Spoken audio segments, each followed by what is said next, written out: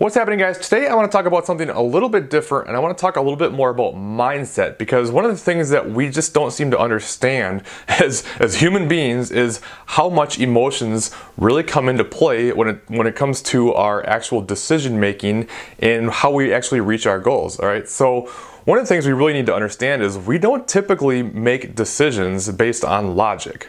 Right? We all like to think that if we have better knowledge, if we just use logic, we'll make good decisions, but that's just not how it usually works in reality. Our emotions are what usually dictate what kind of decisions we make. And if you think about it, when you create a lot of additional anxiety and a lot of extra stress, if you're tired, if you're not in a good place, you make worse decisions, right? Like you don't seem to care as much. You don't focus on what your actual goals are as much. And things just kind of go by the wayside. So we always have to keep that in mind. And this is why, just one more reason why I think flexible dieting works so much better than restrictive dieting. Because when you think about restrictive dieting, it's just another way for your brain to get overloaded, for you to be a little bit more stressed out, to feel a little bit more anxious, or you've got the small list of foods that you can actually eat, and it's just creating all this additional anxiety. And when you create anxiety and stress, right, you become more emotional. When your emotions are higher and you're not in a good place, you care less and you're not going to make good decisions. So we always have to keep in mind sustainability of a plan. We always have to keep in mind our emotional state, and just understand that if we want to make good decisions, we have to be in a good place mentally.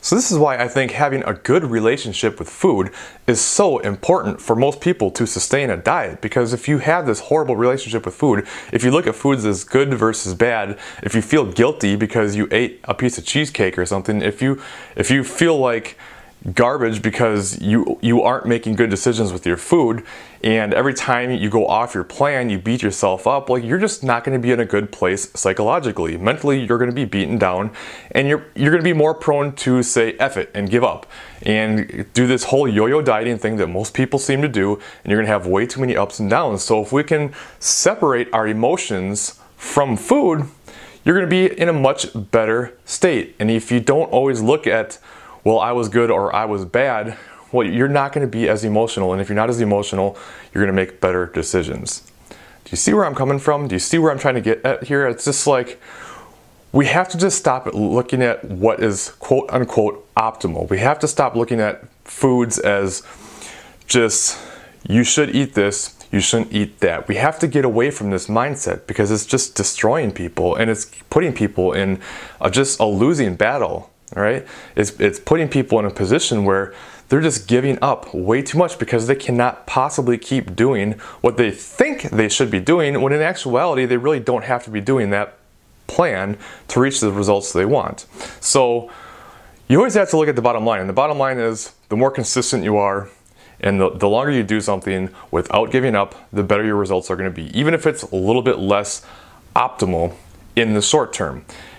You can do a lot of things wrong and get fantastic results if you just keep going. So why look to do something that you cannot possibly keep up? So this is just why we need to get away from the all or nothing approach. We need to get away from trying to be perfect, because perfect is not obtainable. It can maybe be obtainable in short windows, but in the long term, you'll never be perfect.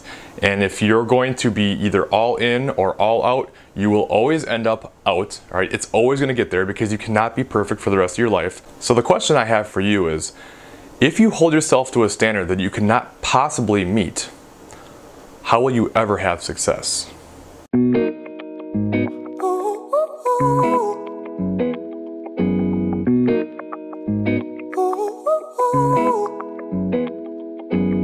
I'm addicted to the love that you're giving. Every minute, every day I've been craving.